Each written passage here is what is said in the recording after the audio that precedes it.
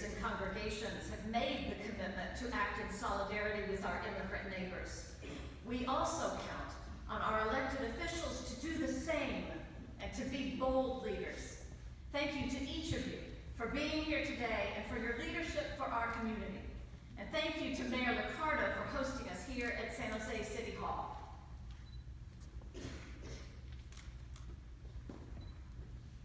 We will now ask our elected officials to share their statements of solidarity. Specifically, we ask them to support for SB 54, the California Value Act, to keep ICE out of California. To stay strong in protecting our community against federal threats of cutting funding, criminalizing immigrants, Muslims, and others, and dividing our community. Be champions for dignity and due process for all and for keeping families and communities together. We ask you each to share briefly specific examples of your leadership and action on these three things, just in about a couple of minutes apiece. Mayor Liccardo, would you please speak first? I've been duly warned.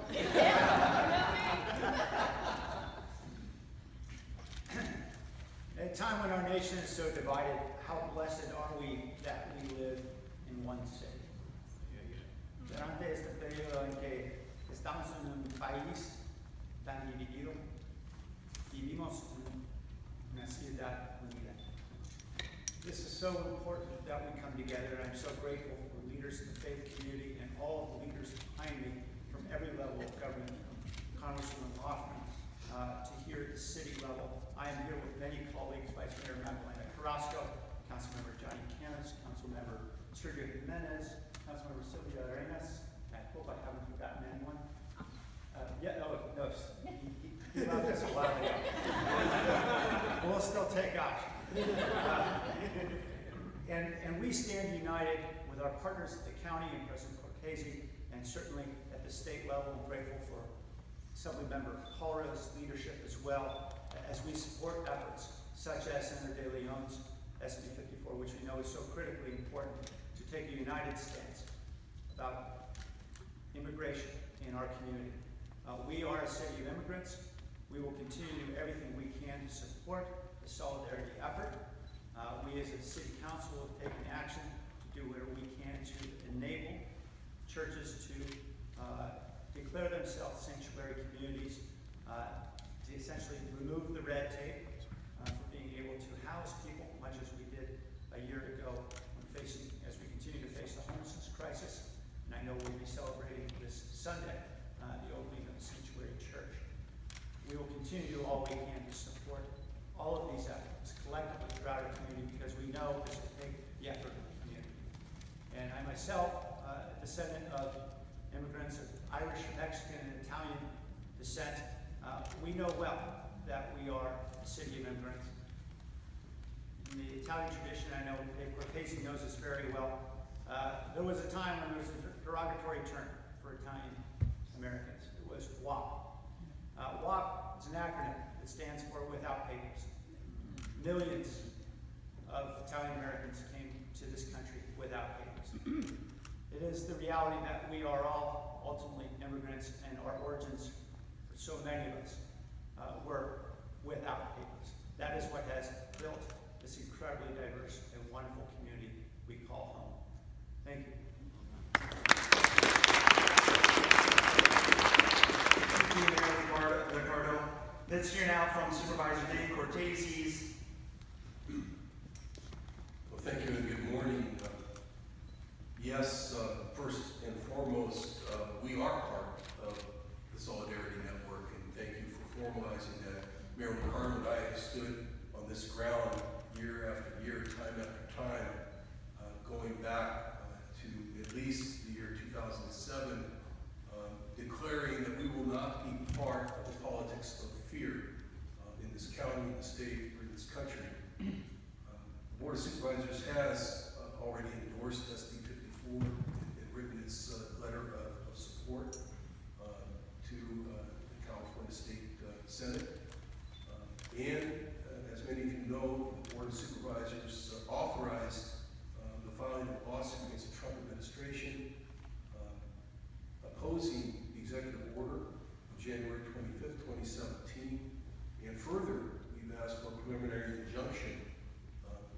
protecting every city and county in the United States of America from deployment and implementation of that executive order. That hearing will be on Good Friday morning, April 14th.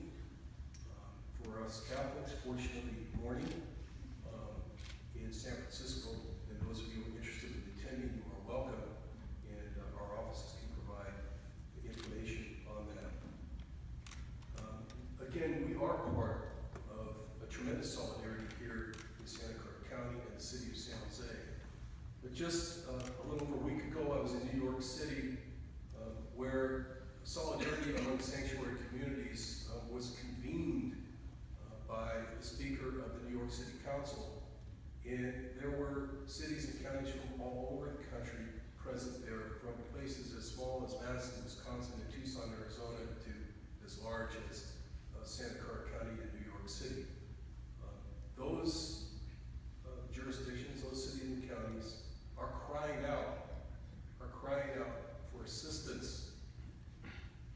They are certainly looking up to us for continued leadership on the legal front, on the legislative front, but they are asking for this kind of solidarity to spread throughout the country. So what you're doing today on the national level, in my opinion, is most important. For so many years, PACT, and the faith community here has been the backbone, has demanded of us in local government that we do the right thing. We now need this grassroots community here in Santa Clara County to turn its attention to the White House, to the national level, and to those communities where there are bare majorities on city councils in small outposts, blue dots in the middle of red states that are crying out for help in terms of organization. We're here to help you do that. We're here to help you convene yourselves and to convene them to make sure that this movement is as effective as the one that stopped dismantling the Affordable Care Act.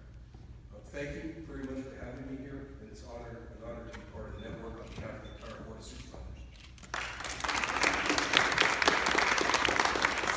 Thank you indeed, Supervisor Cortese, the head of the Santa Clara County Board of Supervisors. District Attorney Jeff Rosen, would you please offer your statements of commitment now? Thank you. Recently, I was honored to attend two Spanish language masses, one at Our Lady of Guadalupe, the other at Sacred Heart Church, both in San Jose. I'm Jewish.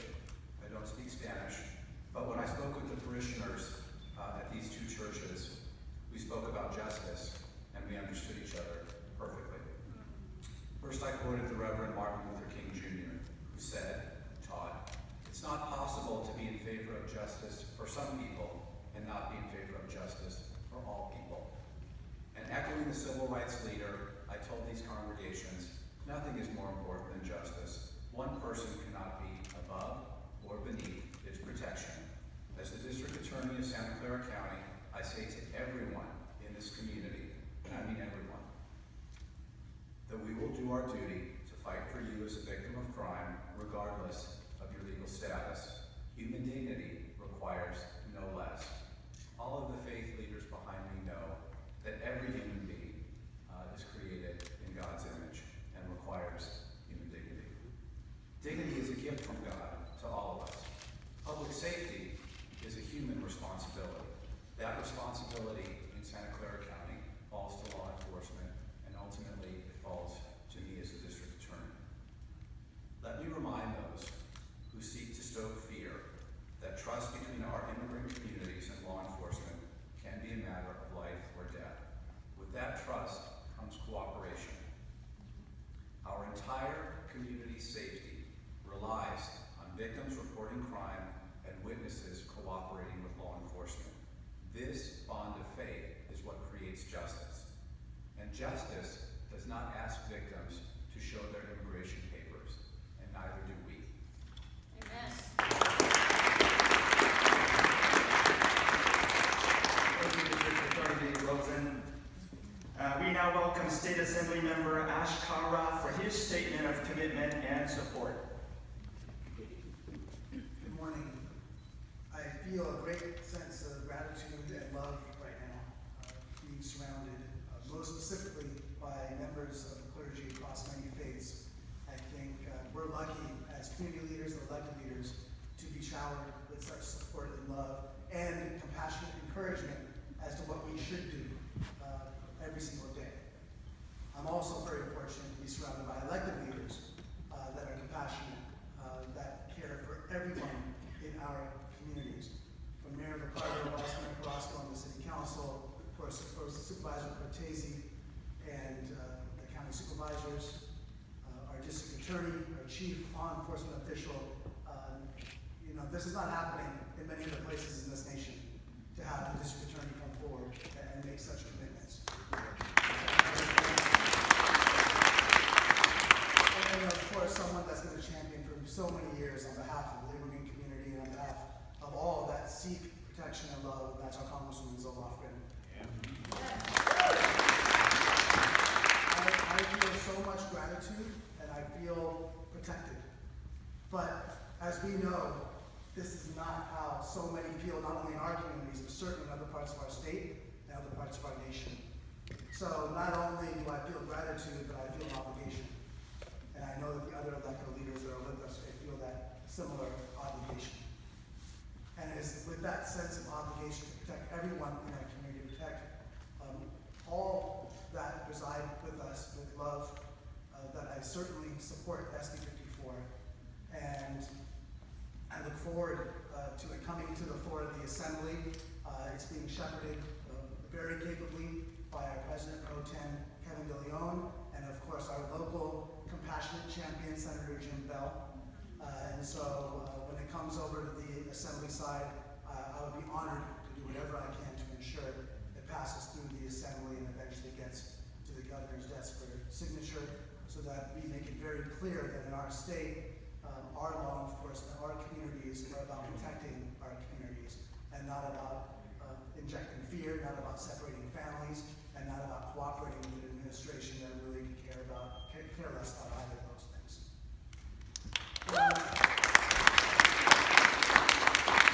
I do have one ask, which is for our elected leaders and our clergy and others that may not be aware, I do have a bill, AB 21, which is to protect all of our undocumented students at all of our colleges and universities in the state of California. We must ensure that our places of higher education, places that our young minds go to enrich themselves and ultimately enrich our communities, aren't stifled, that they don't drop out of school, that they don't go back potentially into the shadows, and most significantly that we don't have immigration enforcement coming onto our campuses and scaring our students, scaring our faculty, and eventually creating hysteria that we know is not consistent with our values as Californians or Americans. And so I thank everyone that's coming together to support our undocumented community, our immigrant community. I stand with all of you as an immigrant, as a proud American, and I'm grateful again for the community that stands with us. Thank you so much, Assemblymember Kalra. And finally, let us hear from that passionate champion, United States Congresswoman Lofgren. I came in from Washington last night, and I've got to tell you, I am refreshed and uplifted by being here today. The faith leaders of our community who come together to lead us to a better place, and all of the political leadership in our community that is standing for one thing, for fairness for our entire community. In terms of the SB 54, obviously we are in favor of this. I chair the California Democratic delegation for the state of California. We met with Governor Brown just 2 weeks ago to let him know that our delegation supported this bill, and I think he does as well. So when this passes the Assembly, which I do not think is in doubt, I believe that the governor will sign it and it will become law. That's it. I'm also the senior Democrat on the Immigration Subcommittee in the Judiciary Committee. And that gives me special opportunities to fight against the forces of evil when it comes to immigration. I've introduced bills to overturn the President Trump's seriously misguided executive orders. And we met with the Secretary of Homeland Security twice just this week to explain to him that his threats to punish communities that have adopted community trust policies are not only misguided, We have met with him to make sure that he doesn't threaten people in safe places, and he has assured us, although I don't think his agents are carrying out his policy, that they will not enforce immigration laws in churches or in schools or in medical facilities. So I invite all of our community to let us know that those policies are being violated so that we can push back. The final thing is, elections have consequences. We had a bill that had bipartisan support to legalize and reform our broken immigration system. We could not get a vote in the House of Representatives. So in the end, although we must do everything together, and we will do everything together to keep our communities safe, in the end, the power will be in our hands. Let's never